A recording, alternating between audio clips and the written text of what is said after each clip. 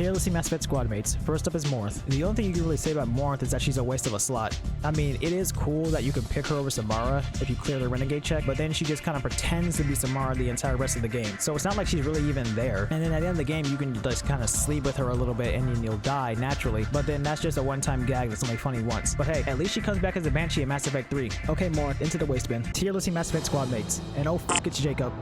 F tier. Okay, no, seriously, we'll talk about Jacob. First of all, this guy blows. I cannot believe people still call Caden boring when Jacob is in the game. He goes out of his way to antagonize both Thane and Tali when they join the Normandy for no reason. He calls Garrus cuttable if you pick him over Jacob. Not gonna let him talk about my boy like that. And of course, you can't forget that Jacob cheats on you if you're a female shepherd. Bet ya he learned that one from his whack-ass daddy. Then he has the nerve to pull up to the Citadel DLC acting like it's all good. Ain't no way. F tier. He's lucky Morinth isn't a real character or he'd be in the waste bin. Tierlist Mass Effect Squadmates. Zaid goddamn Masani. I'll be honest, I don't care much for Zaid, and I wouldn't really miss him if he went to my game, evident by me letting him die in my playthrough. He's kind of just an old man who tells a lot of old man stories. He doesn't really develop much, plus he's just a worse mercenary than Garrus, although he isn't anywhere near as bad as Jacob, and his loyalty mission has some decent endings. If you let Vito go, you can earn Zaid's loyalty back by being Paragon, or you can punish him for his disobedience and leave him to burn alive. Another interesting outcome. Kind of wish Zaid had been a Batarian. Goddamn D tier. Tierlist Mass Effect Squadmates. It's Kasumi. Now, I actually don't hate Kasumi at all, but she lacks any character development. The good things that I can say about her is that she has good banter with Shepard, and I like that she calls you Shep, shows that it's not all business. Sadly, Kasumi is just a Japanese girl who is a thief. She says so herself. On one hand, her loyalty mission is kinda cool, and music goes really hard. On the other hand, she thinks Jacob is attractive for some reason.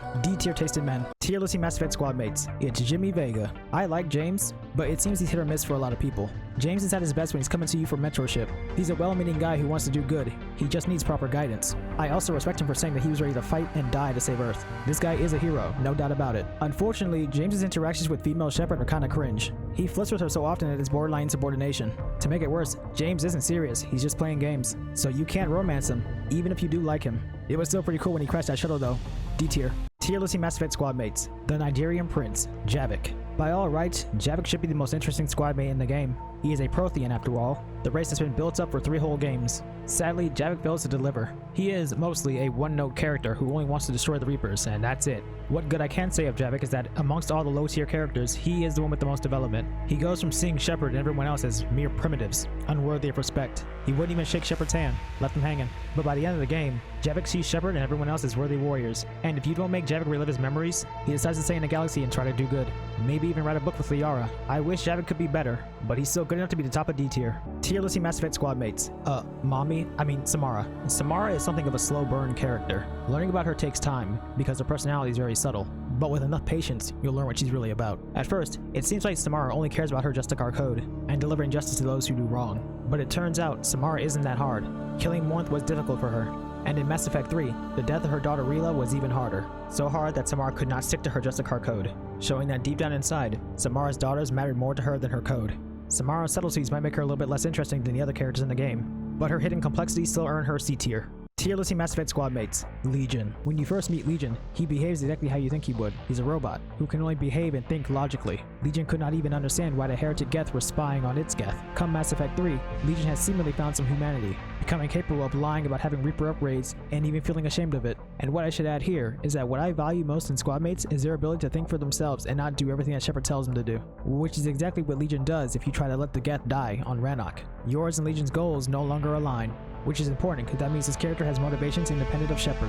The one thing that holds Legion back is the simple fact that he is not with us for long enough. Even so, he deserves a C tier. Tierlist Mass Effect Squadmates. Ashley Williams. Ashley is probably the most controversial squadmate. Because she does not initially trust the aliens, people will write her off for being racist. However, Ashley is right to not trust them. The Council will leave Shepard hanging in all 3 games. And besides, as time goes on, Ashley learns to trust her new comrades. She even thinks of Tali as a little sister. Moving on, what I like about Ashley is that she accomplishes her goals without Shepard. She wants to escape the Williams family curse, and she does so by elevating herself in the military and becoming a Spectre all on her own. My one problem with Ash is that her conversations in Mass Effect 3 are much weaker compared to her male counterpart. This may be a bit controversial, but I'm still putting her in C tier. Tierlist Mass Effect Squadmates. Major Kaidan Alenko. Kaidan has a bad rep for being boring. And sure, he's not the most interesting squadmate in the game at all. But rather than boring, I prefer to call him normal. He doesn't have daddy issues, he doesn't have emotional issues, and he's not going through puberty.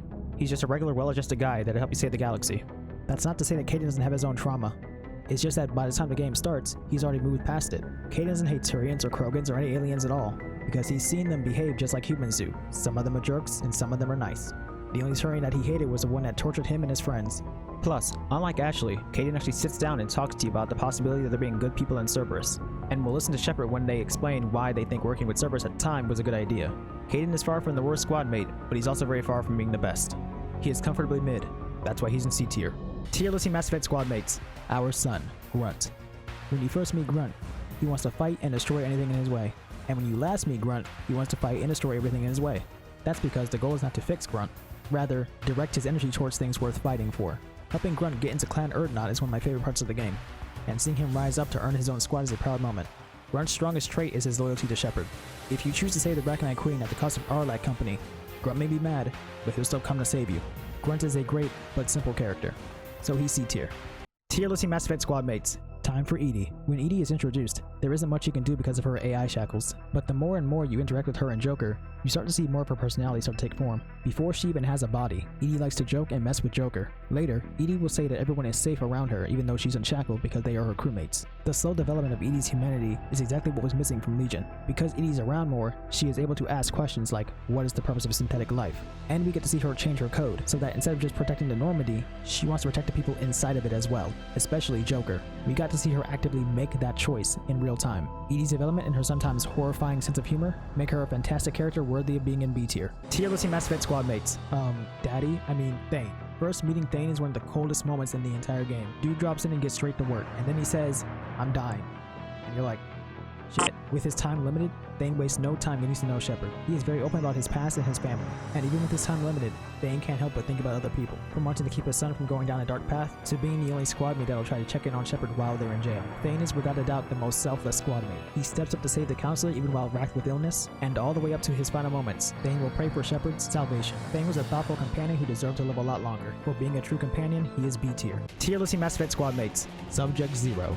Jack. When Jack is introduced, she was an absolute menace. She didn't care about anyone or anything, or so it would seem. Turns out Jack had as many emotional scars as she does physical scars. First Cerberus used her, then she joined a cult and they used her, then this girl Minara and her boyfriend used her. It made Jack incredibly lonely, and her tough girl act is just a way to shield people away from her so she doesn't get hurt again. But once Jack joins the squad and meets her students, and is faced with people that will truly not use her, she becomes very protecting and loving of everyone around her. Jack will even give Shepard a tattoo, so that she can identify his body if he ever needs to be saved. But don't get it twisted, Jack will still fold you. Jack is a layered character with a really sick haircut, worthy of being in B tier. Tier listing Mass Effect squad mates. Ms. Miranda Lawson. Starting out, Miranda was cold, distant, and I'll say it, she was a bitch. Early game Miranda does not give you a whole lot of reasons to like her. She goes on and on about being perfect all the time. But what if I told you that was just a mask, and that Miranda is actually very insecure? She was built to be perfect, but she knows that she isn't. She feels that all of her gifts are things that her father bought for her using money. And Miranda's struggle is realizing that she is the one who utilizes those gifts. I'd also like to mention Miranda's romance, specifically the part where you can break up with her. When you leave any other squad mate, they kind of just get over it, but not Miranda. If you leave her in Mass Effect 3, she cries, and leaves right away. And in addition to that, she will die on Horizon no matter what, which adds a layer to her character, because as perfect as she is physically, she could not mentally handle rejection, which may be the most human-like moment in Mass Effect. Miranda will eventually accept that nobody is perfect, not even her. Between her development and her flaws, Miranda is a character worthy of being in B tier. Tier listing Mass Effect squad mates. Dr. Liara Tassoni. Liara was kind of a weird addition to the crew. She wasn't a soldier, a mercenary, or a cop. She was basically a dorky kid right out of college. She goes to an unknown world without any protection. She's bad at interacting with people, and she's just generally really nervous. But then, something weird happens. The next time we see Liara, she's out here threatening to play people with her mind. What happened to Liara? Well, she grew up. The death of Shepard, letting Farron get kidnapped, and all of her mistakes made Liara feel guilty. So she hardened. In fact, she becomes a lot like Shepard. Liara is willing to do whatever it takes to get the job done, even if it means risking her allies or getting other people killed. However, it's not like Liara's turn to steal. Once everything has been resolved, she breaks down. But now Liara's plan is to help Shepard instead of the other way around. And in Mass Effect 3, you can see all of her growth. Instead of traveling without protection and cowering from a Krogan battlemaster, Liara always stays strapped up and is ready to gun down Cerberus agents. The girl who couldn't interact with anybody at all will demand respect from Javik. Liara's story arc and her growth are very compelling. She is without a doubt one of my top 5 squad mates, an easy A tier. Tier listing Mass Effect squad mates. My boy, Garrus Vakarian. In Mass Effect 1, Garrus is something like a protege. He is always seeking Shepard's advice, and you can push him towards Renegade or Paragon. Either way, Garrus will still move on from being a cop. He'll use Shepard's advice and form his own squad, and lead them as a group of vigilantes on Omega. But when things go wrong, Garrus comes back. But things are different. Garrus has been leading his own squad, and no longer needs all the answers from Shepard. Shepard and Garrus began speaking as equals, with Shepard asking Garrus for his thoughts on the mission, and Garrus always answering honestly. And by Mass Effect 3, we see Garrus take his final form, as an advisor to the Primarch. Garrus grew a lot, but the real reason he stands out is because of his loyalty to Shepard. Garrus is always the one checking on you and making sure that the war is not wearing you down. Shepard trusts Garrus so much that he is the only squadmate that they will tell about sabotaging the genophage cure, even if it meant killing Rex and Mordin, and Garrus won't question you one bit. As the saying goes, there is no Shepard without Vicarion, and there is no A tier without Garrus. Tier listing Mass Effect squadmates. Tali Zora Voss Normandy. When you first meet Tali, it's during an ambush, where she demonstrates that she's able to take care of herself. When you talk to her, you learn that she's the daughter of an admiral, and because of that, Tali must live up to her father's name. It's not until Mass Effect 2 that we start to see Tali's character take form. We see Tali as a natural-born leader, capable of shutting people down when they talk out of turn, and even earning the respect of soldiers like Cal Rieger. And Tali faces potential exile with dignity, caring more about her father's legacy than herself. And allow me to say again, characters being independent of Shepard is a plus for me. If you present the evidence against Rel Zora, Tali will be mad with you, because you went against her wishes. Provided that you clear Tali's name, she returns in Mass Effect 3 as an admiral, and after kind of moving past her hatred of the Geth, Tali will be one of 2 admirals to speak up against the war. And even though she says she would have killed the Geth without hesitation, she admits that would have been a mistake, showing her full growth from hating the Geth. Despite being so young, Tali steps up for her people, and without her, they may have never seen Rannoch again. With that in mind, Tali is in my top 3 squadmates. Keela Salai Tali, A tier. Tier listing Mass Effect squadmates. Uncle Erdnot Rex. When you first cross paths with Rex, he is little more than a mercenary working for the Shadow Broker. But when you get to know Rex, you find he's a lot more complex than that. Rex is the first sign that Krogan are more than just war-hungry barbarians. As Eve puts it, Rex is a mutant. Rex was the one Krogan arguing for anything but war. He wanted the Krogan to first focus on rebuilding. Rex truly wanted what was best for his people, which is why he confronts you on Vermeer over the genophage cure. But Rex is still no fool. He knows that Saren's cure will not lead the Krogan to a good place, so he trusts Shepard and helps destroy Saren's base. Meeting back up with Rex in Mass Effect 2, we see him leading the Krogan towards less violent ways, even if it means he has to drag some clans by force. And in Mass Effect 3, Rex will negotiate a genophage cure, and should you go through with it, Rex will stay true to his promise and help the Turians on Palaven and help save Earth. Alternatively, you can sabotage the genophage cure, which will naturally make Rex very angry, and there's no talking your way out of this one. Rex is a good example of how a good leader can change people. Rex is complex and well written, and he is my second favorite Mass Effect character. Tier listing Mass Effect squadmates. Dr. Mordin Solus. In Mass Effect 2, you hear a Solarian that just mows down gang members when they come knocking at his door,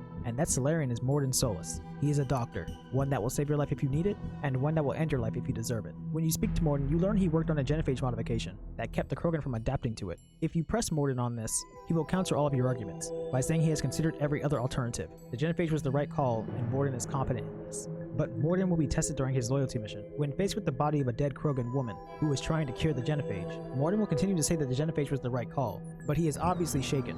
Doubt is setting in his mind. When you return to the Normandy, Mordin would say he's already gotten past the entire ordeal, but he is lying. And when the time comes to actually cure the genophage in Mass Effect 3, Mordin will say he's only doing it because of the Reaper invasion. That is also a lie. Mordin is lying to you, and he's lying to himself. When you're preparing to cure the genophage, you can try to stop Mordin and remind him that he's always defended his cure before. And with one powerful line, the entire facade comes down. Hell, I had to talk you into saving Malin's data. How can you change your mind now? I made a mistake! He made a mistake. Mordin ran millions of simulations, but none of them accounted for Krogans like Eve and Rex. Mordin is determined to kill the genophage because it's the only right thing he can do, even if it means sacrificing his life. But something else can happen here. You can tell Mordin to back down, but he will not listen. He will cure the genophage or die trying. And if you shoot Mordin here, he will spend his final moments defying death to cure the genophage. It is one of the saddest moments in the game, but it is also the strongest moment in Mordin's character.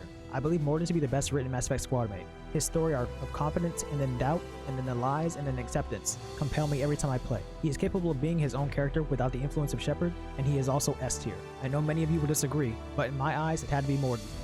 Someone else might have gotten it wrong.